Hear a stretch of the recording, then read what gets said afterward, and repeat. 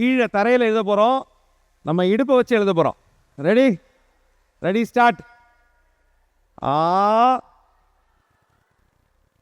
தலைவரே நீங்கள் கோடு கொம்பே போடல. ஆகு. Okay ready ready start. ஆ தி கா லை போடுங்க. லாவை போடுங்க. Very good. நன்றி. உட்காருங்க. ஸோ நமக்கு தியேட்டர் அப்படிங்கிற ஒரு விஷயம், நாடக கலை அப்படிங்கிறத பற்றி இங்கே ஒரு சின்ன கேள்வி பதில் கலந்துரையாடல் வைத்துக் கொள்ளலாம். அதில் நான் சொல்கிற பாயிண்ட் என்ன அப்படின்னா, இங்கே எத்தனை பேர் நாடகக்கலை விரும்பி தேர்வு பண்ணியிருக்கீங்க? Very good. நன்றி நன்றி. நான் என் வாழ்க்கையில் நாடகக்கலை எங்கே பார்க்குறேன் அப்படின்னா, நாடகம் நிகழ்த்துறதுலையோ, நாடகத்துக்கு ஸ்கிரிப்ட் எழுதுறதுலையோ, நாடகம் இயக்குவதிலையோ, நாடகம் நடிப்பதிலையோ, நாடகத்தோட ப்ரொடக்ஷன் ஹேண்டில் பண்ணுறதுலையோ நான் நாடகத்தை வச்சு நான் பார்க்கல. என்னை நான் சுய ஒழுக்கமுள்ள ஒரு மனிதராக எனக்கு தேவையான விஷயங்களை நேர்த்தியாக செய்யறதுக்கு எனக்கு நாடகக்கலை மிக மிக மிக மிக உதவுது.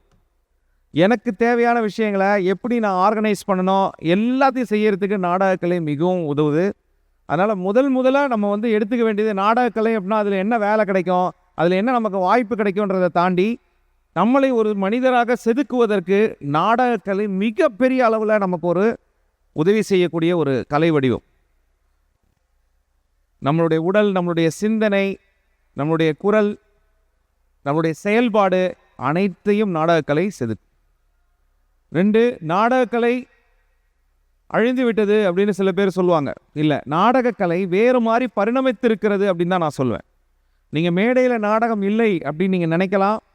ஆனால் மேடை நாடகம் அல்லாமல் இன்றைக்கி நிறைய விழிப்புணர்வு செய்வதற்காக நிறைய அரசு திட்டங்களும் தொண்டு நிறுவனங்களும் வீதி நாடகங்களும் நாடகக்கலைகளையும் பயன்படுத்திகிட்டு இருக்கிறாங்க.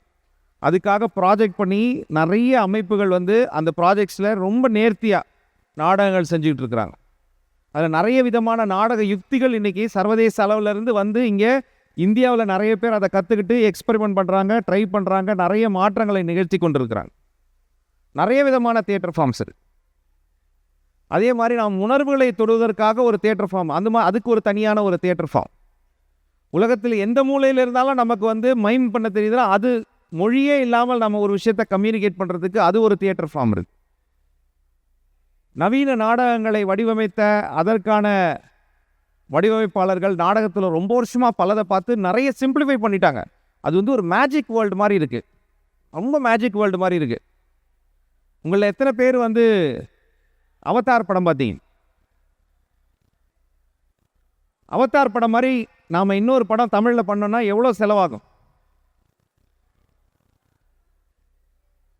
யோசிச்சு பாருங்க.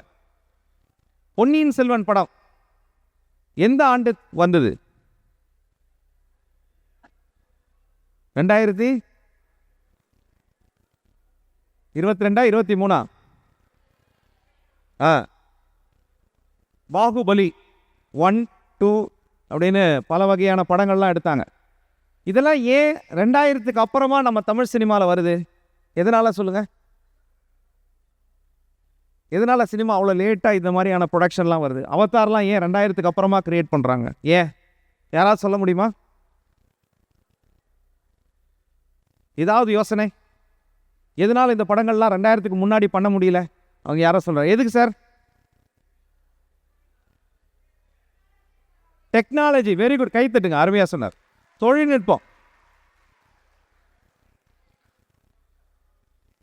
மக்கள் திலகம் எம்ஜிஆர் பொன்னியின் செல்வன் எடுக்க ட்ரை பண்ணார். உலகநாயகன் கமலஹாசன் பொன்னியின் செல்வன் எடுக்க ட்ரை பண்ணார். நிறைய நடிகர்கள் பொன்னியின் செல்வன் எடுக்கணும்னு வீட்டில் தனியாக புக்கை வச்சு படிச்சுக்கிட்டே இருந்தாங்க. நம்ம எடுத்துருவோம் யாராலையும் எடுக்க முடியல. கடைசியில் மணிரத்னம் அவர்களுடைய ப்ரொடக்ஷனில் தான் பொன்னியின் செல்வன் வருது. எப்போ? 2022, 23 இந்த காலகட்டத்தில். நல்லா தெரிஞ்சுக்குங்க, கடந்த 15-20 வருஷமாக பொன்னியின் செல்வன் நாடகமாக நிகழ்த்தப்படுது. It is possible to theatre, not possible by film medium. அதுதான் நாடகக்கலையோட சிறப்பு.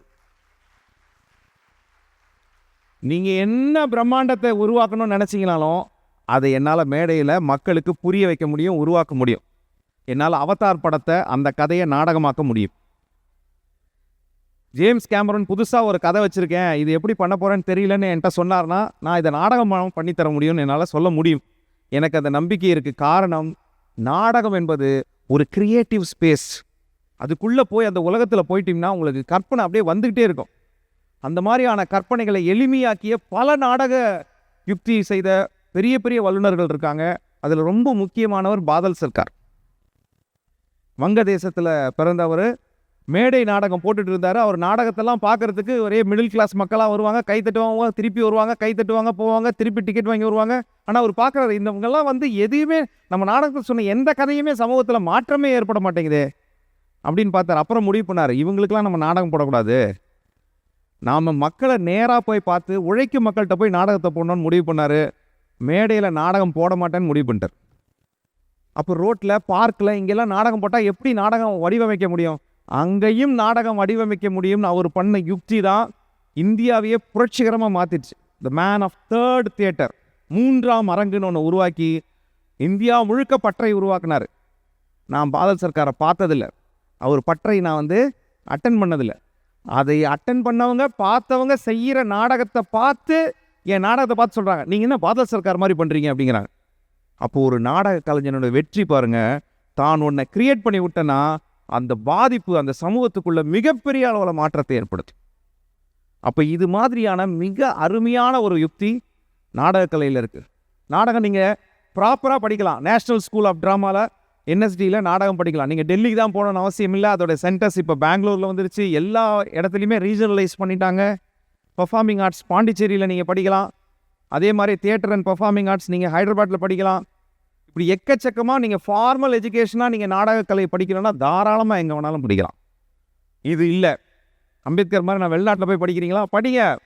எக்ஸலண்ட் கோர்சஸ் பெரிய பெரிய யூனிவர்சிட்டிஸில் இருக்குது. ட்ராமா தெரப்பியில் எக்ஸ்பர்டைஸ் பண்ணுறதுக்குன்னே தனி கோர்ஸ் யூஎஸில் சில யூனிவர்சிட்டிஸில் இருக்குது, யூரோப்பில் இருக்குது. இதெல்லாம் பெரிய பூமிங் ஃபீல்ட்ஸ். என்னை பொறுத்த வரைக்கும் நாடகக்கலை எல்லாருக்குமே இப்போ ஒன்று சொல்லுவாங்கள்ல, எல்லாத்தையும் இராணுவத்தில் கொஞ்ச நாள் பயிற்சி கொடுக்கணும் அப்படின்னு சொல்லுவாங்கள்ல. என்னை பொறுத்த வரைக்கும் பள்ளி படிக்கும்போது எல்லாருக்கும் நாடகக்கலையில் ஒரு பயிற்சி கொடுக்கணும். அவர்கள் வந்து மிகச்சிறந்த தலைவர்களாக வருவார்கள் என்பதில் எந்த சந்தேகமும் இல்லை. ஏதாவது கேள்விகள் இருந்தால் கேட்கலாம்.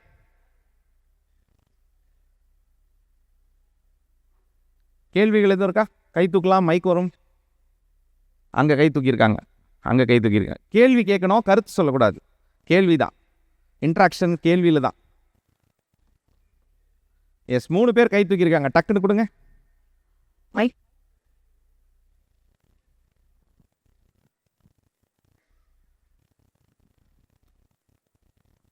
நன்றி. அந்த வாலண்டியர்ஸ் கை தட்டுங்க, மைக் எடுத்துகிட்டு ஓடி வராங்க. Very good, super. கை தூக்கணுங்க, அப்படி எழுந்து நின்னீங்கன்னா மைக் வந்துடும். கேள்வி கேட்கறதுல பெண்கள் கண்டிப்பாக இருக்கணும்னு நான் எதிர்பார்க்குறேன்.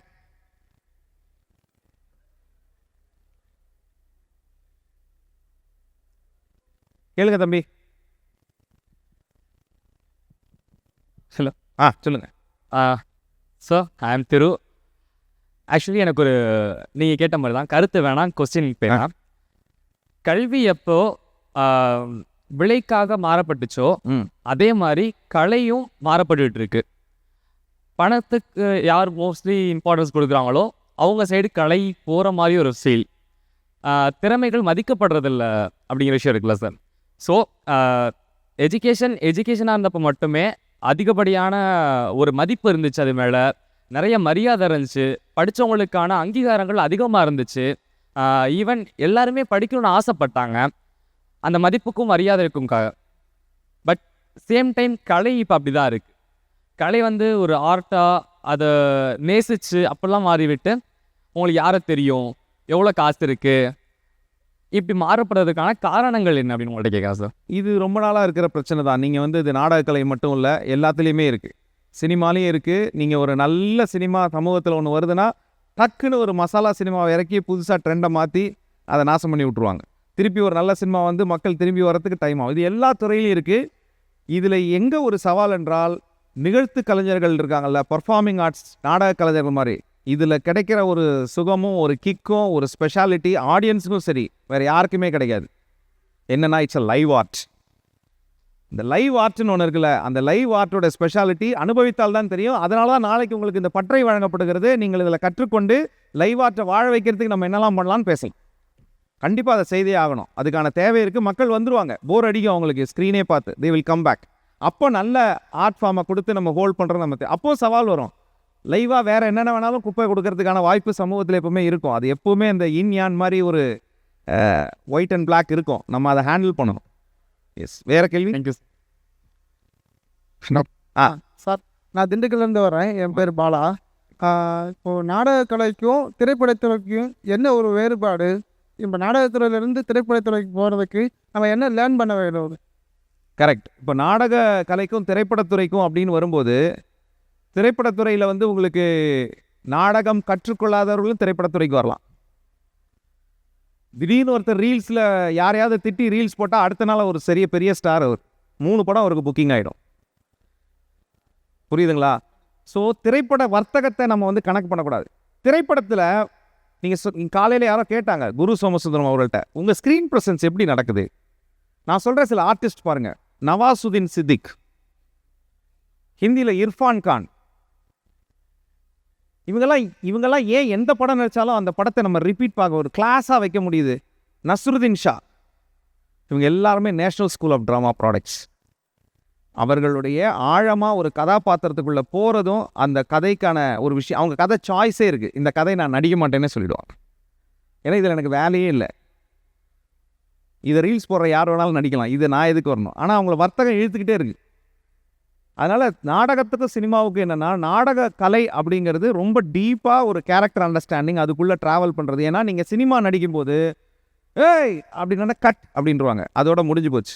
ஆனால் ஒரு நாடக கலைஞன் அந்த ஏன்னு ஆரம்பித்தா 1.5-2 மணி நேரம் ஏன்னே சுற்றணும், அந்த கதாபாத்திரத்துக்குள்ளேயே ட்ராவல் பண்ணணும். It is not so easy. நாம் இன்னைக்கு பெரிய பிம்பங்களாக கொண்டாடக்கூடிய பெரிய ஸ்டார்ஸை ஒரு நாடகம் வந்து நடிக்க சொல்லுங்கள் வித் 10 ரிஹர்சல்ஸ். வணக்கம், என்னோட பேர் அபி. எனக்கு இப்போ நீங்கள் இது வரைக்கும் பேசணும்னு தோணல. நீங்கள் சொன்னீங்க ஏதாவது ஒரு பெண்கள் கேள்வி கேட்டால் நல்லா இருக்குன்னு. ஏற்கனவே ஒருத்தங்க வேற நிற்கிறாங்க ஐடியா வாங்கிங்க. எனக்கு என்னென்ன இப்போ நல்ல சினிமான்னு ஒரு வார்த்தை சொன்னீங்க. இன்னைக்கு நம்ம இளைய தலைமுறைகள் ரீல்ஸ் பார்த்தோ இல்லை சோஷியல் மீடியாலோ இல்லை சினிமாலேயோ ஒருத்தவங்க சூப்பராக நடிச்சிட்டாங்க, ஒரு பாட்டுக்கு டான்ஸ் ஆடினாங்கன்னா அதுக்கு பின்னாடி இருக்கிற லிரிசிஸ்ட்டு, டான்ஸ் மாஸ்டரு, டைரக்டர் அதெல்லாம் பார்த்து படம் பார்க்குற சூழ்நிலை இப்போதைக்கு க்ரியேட் ஆகிருக்கு. ஆனால் இன்னைக்கு நல்ல சினிமான்னு சொல்லிட்டு நீங்கள் ஒரு வார்த்தை சொன்னீங்க, அந்த செலிப்ரிட்டியோட விஷயத்தை மட்டுமே பார்த்துட்டு அவங்க பின்னாடி லட்சக்கணக்கான வருங்கால இளைஞர்கள் போயிட்டுருக்காங்க. இங்கே நிறைய இளைஞர்கள் இருக்காங்க. எனக்கு ஏதாவது ஒரு சின்ன உதாரணத்தோட நல்ல படம் அப்படின்ற ஒரு கருத்தை சொல்லி இந்த இளைஞர்கள் எந்த மாதிரியான பாடல்களையும் படத்தையும் ஃபாலோ பண்ணால் நல்லா இருக்குன்ற ஒரு எடுத்துக்காட்டு. நான் ஒரு உதாரணம் சொல்கிறேன். நான் ஒரு ஃபைன் ஆர்ட்ஸ் காலேஜுக்கு போய் ஒரு ஃபிலிம் ஃபெஸ்டிவல் பண்ணேன். அரசு ஃபைன் ஆர்ட்ஸ் காலேஜில் ஃபிலிம் ஃபெஸ்டிவல் பண்ணேன். ஏன்னா அந்த விஸ்காம் காலேஜில் தான் ஃபிலிம் ஃபெஸ்டிவல் பண்ணோன்னு எனக்கு சொன்னாங்க. ஆனால் நான் அரசு கல்லூரியில் தான் பண்ணுவேன்னு சொல்லிட்டு கவர்மெண்ட் ஃபைன் ஆர்ட்ஸ் காலேஜில் அந்த ஃபிலிம் ஃபெஸ்டிவல் பண்ணேன். அந்த ஃபிலிம் ஃபெஸ்டிவலில் முதல் படமாக வெற்றி பெற்ற படம் வந்து காற்றோடுங்கிற ஒரு குறும்படம். அந்த படத்தில் நடித்த அந்த தம்பி சோலோ பர்ஃபார்மன்ஸ் பாவல் நவகீதன் ஒரு நடிகர், நிறைய படத்தில் நடித்தார். படம்லாம் கூட V1 மர்டர் கேஸ்ன்ற படம்லாம் கூட அவர் தான் டைரக்ட் பண்ணார். அப்போது நான் ஒரு திரைப்பட பிரபலம் ஒருத்தரை சந்திக்கும் போது அவர் என்னை பார்த்து, அண்ணா உங்களுக்கு என்ன ஞாபகம் இருக்கா அப்படின்னாரு. இல்லை உங்களை தெரியுது அப்படின்னு. தெரியுது இல்லைனா என்ன நீங்கள் முன்னாடியே பார்த்துருக்கீங்க, உங்களுக்கு என்ன ஞாபகம் இருக்கா அப்படின்னு கேட்குறாரு. எங்கே பார்த்தோம் அப்படின்னு கேட்குறேன். நீங்கள் எங்கள் காலேஜில் வந்து ஒரு ஃபிலிம் ஃபெஸ்டிவல் நடத்துனீங்க, அதில் படங்கள்லாம் பார்த்து இன்ஸ்பயர் ஆகி தான் நான் வந்து எனக்கு ரொம்ப அந்த இன்சிடென்ட் எனக்கு ரொம்ப, எங்கள் காலேஜில் வந்து நீங்கள் ஃபிலிம் ஃபெஸ்டிவல் நடத்துறது ரொம்ப பிடிச்சிருந்தது அப்படின்னு. ஓ அப்படியா, சாரி எனக்கு கவனிக்கலை, பட் நீங்கள் ஃபைன் ஆர்ட்ஸ்ன்னு எனக்கு தெரியும், பட் அங்கே நீங்கள் உட்காந்துருந்துருப்பீங்கன்னு எனக்கு தெரியல. அப்புறம் நீங்கள் ஒரு நாடக விழா நடத்துனீங்கன்னா அதில் நாங்கள் ஒரு நாடகம் போட்டோன்னா, கடவுள் பற்றி ஒரு நாடகம் போட்டோம். ஆமாம்ப்பா, வெள்ளை கலர் வேஷ்டி எல்லாரும் கட்டி ஒரு மாதிரி பண்ணிங்களே. ஆமாண்ணா, அந்த நாடகத்தை நான் தானே எழுதி இயக்குனேன் அப்படின்னாப்புல.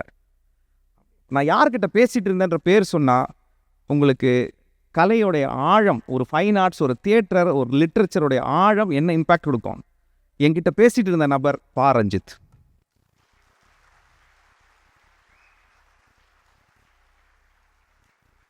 இது போன்ற தாக்கம் உங்களுக்கு இந்த கலைப்பட்டறையிலிருந்து ஒரு ஆழம் தேவைப்படுகிறது. இந்த கலையை எடுக்கணுமா, எடுத்தால் எப்படி எடுக்கணும், எந்த மாதிரி செய்யணும் அப்படிங்கிற தெளிவுக்குள் நீங்கள் செல்வதற்கு இது ஒரு வழிகாட்டுதலாக அமையும். லாஸ்ட் கேள்வி, டைம் ஆயிடுச்சு. ஒரே ஒரு புரிதல் என்னடா, இப்போ ஒரு கேரக்டரை நம்ம வந்து நீங்கள் ஸ்டேஜில் பெர்ஃபார்ம் பண்ணும்போது அந்த கேரக்டருக்குள்ளே போய் அதை அப்சர்வ் பண்ணுறது ஒரு விஷயம். ஆனால் நம்ம ஒரிஜினாலிட்டியை வெளியே எடுக்கணும்ல. நம்மளுடைய ஒரிஜினல் கேரக்டர் வெளியில் போனால் தான் அந்த கேரக்டர் நம்ம உள்ளே வாங்க முடியும். அப்போ தான் உங்களுக்கு பெர்ஃபார்ம் பண்ணணும். இதை எப்படி மேனேஜ் பண்ணுறாங்க? கரெக்ட். இது வந்து ஒரு இயக்குனர் பார்ப்பாங்க நம்ம பர்ஃபார்மன்ஸில். சில பேருக்கு வந்து இந்த நெக் லாக், ஃபார் எக்ஸாம்பிள் சொல்கிறேன், சில டீச்சர்ஸ் நம்ம பார்த்துருப்போம், வீட்டிலலாம் சாதாரணமாக இருப்பாங்க, ஸ்கூல் கேட்டுக்குள்ளே நுழைஞ்ச உடனே அவங்க நெக்கு லாக் ஆயிரும். குட் மார்னிங் மேம்னா இப்படி டோட்டல் பாடி திரும்பும்.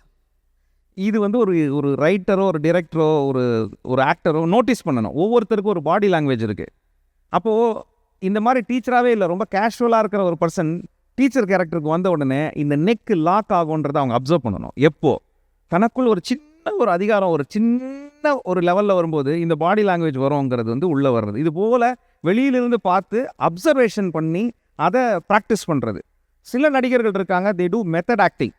மெத்தட் ஆக்டர்ஸ் என்ன பண்ணுவாங்கன்னா, இப்போது அவங்க நடிச்சிட்டு இருக்கும்போது அந்த டைமில் இந்த நடிகர் இந்த மாதிரி உணவெல்லாம் சாப்பிடுவார், இந்த மாதிரி ட்ரெஸ்லாம் பண்ணுவார், இந்த மாதிரி படங்கள் தான் பார்ப்பார், இந்த மாதிரி புத்தகம் தான் படிப்பார்னா அந்த படைப்பு முடிகிற வரைக்கும் அவங்க அதெல்லாம் செய்வாங்க. they live those character. அதிகமாக சில விஷயங்கள் பேச மாட்டாங்க. அந்த கேரக்டர் பேசாதுன்னா அதை பேச மாட்டாங்க. அந்த மாதிரி ஃபார் எக்ஸாம்பிள் ஆக்டர் திலகன் ஒரு மலையாளத்தில் ஒரு நடிகர் இருந்தார். அவருக்கு இந்த மாதிரி இப்போ நம்ம லஞ்ச் பிரேக் முன்ன பின்னன்னு ஒரு ஷார்ட் முடித்தோடனே அவங்க ஒய்ஃப் இறந்துடுறாங்க. அந்த சீனு எடுத்துகிட்டு இருக்காங்க. லஞ்சுக்கு அப்புறம் கண்டினியூ பண்ணலாம் சார், க்ளோஸ்அப் போயிடலாம், லஞ்ச் முடிச்சுட்டு க்ளோஸ்அப் போயிடலாம். நாங்கள் லாங் ஷாட்டில் வந்து உட்காந்துட்டார் டெட் பாடி பக்கத்தில். லஞ்சுக்கு அப்புறம் போயிடலாம் சார் அப்படின்ட்டாங்க. சரின்னு எல்லாம் லஞ்ச் போயிட்டாங்க. அவர் அங்கேருந்து எழுந்து வரவே இல்லை. சார் லஞ்சு, நான் இங்கேயே இருக்கேன், நீங்கள் க்ளோஸ் தானே எடுக்க போகிறீங்க, நான் இங்கேயே இருக்கேன் அப்படின்ட்டார். அவர் அந்த ஃபீல்டிலேருந்து வரவே கூடாதுன்றது அவருடைய ப்ரிப்ரேஷன். ஒரு நடிகர்களுக்கு ஒரு மாதிரி. நம்ம இங்கே நல்ல திறம்பட்ட நடிகர்கள் இருக்காங்க, ரெடி கேமரா அப்படின்னு கேரக்டராக மாறிடுவாங்க. கட் அப்படின்னா என்னது அப்படியே டக்குன்னு மாறிடுவாங்க. அவங்களுக்கு ஒரு ப்ரிப்பரேஷன். ஒரு நடிகர்களுக்கு சில ஸ்கில்ஸ் இருக்கும், சிலருக்கு வராது. ஒரு சின்ன பிரேக் விட்டிங்கன்னா அவங்க பழைய கேரக்டரை விட்டுட்டு தப்பாக நடிப்பாங்க, திருப்பி get into the character. அதனால் சில தியேட்டர் எக்ஸசைசஸ் இருக்குது. எனர்ஜி பண்ணுவோம், close your eyes, get into the character, ப்ளேக்கு முன்னாடி அன்னெசரி கான்வர்சேஷனில் போகாதீங்க, ஃபோக்கஸ் ஆன் யுவர் கேரக்டர். இதெல்லாம் சில எக்ஸசைசஸ் தியேட்டரில் உண்டு. அதோட இம்பாக்ட் ஒரு 1.5 மணி நேரம் நீங்கள் அந்த கேரக்டராக கேரி பண்ணலாம். Thank you sir. அண்ணா வணக்கம்.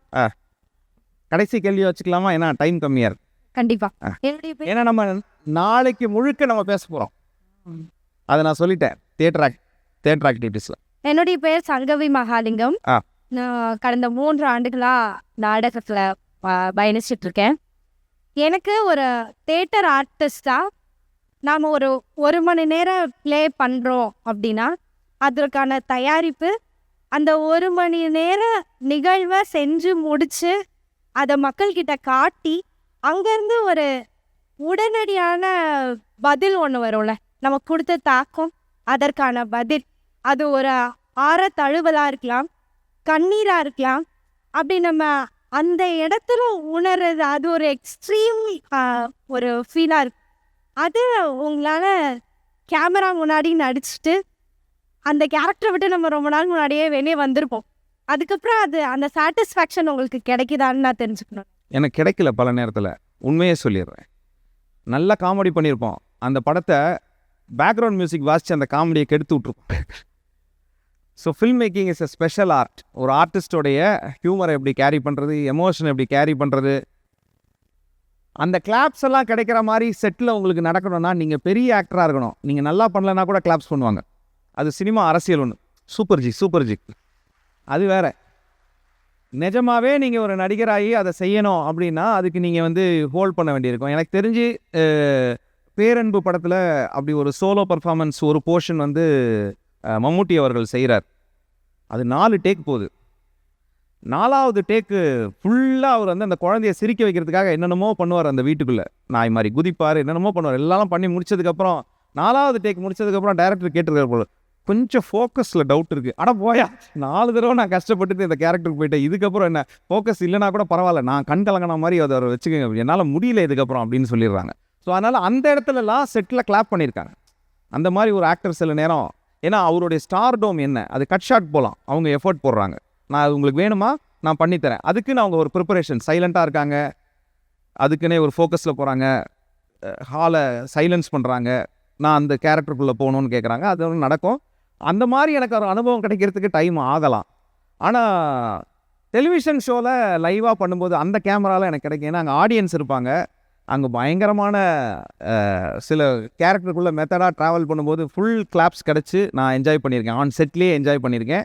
அந்த என்ஜாய் பண்ண செட்டில் என்ஜாய் பண்ணது சம்டைம் டெலகாஸ்ட்டில் வராது, பிகாஸ் ஆஃப் எடிட்டிங்கில் அது டிஸ்டர்ப் ஆகும் சில நேரத்தில். ஆனால் செட்டில் அந்த மாதிரி என்ஜாய் பண்ணியிருக்கேன், அது எனக்கு அனுபவம். ரொம்ப நன்றி, தேங்க்யூ மேம். Thank you sir. நாளை சந்திப்போம், தியேட்டர் ஒர்க் ஷாப்.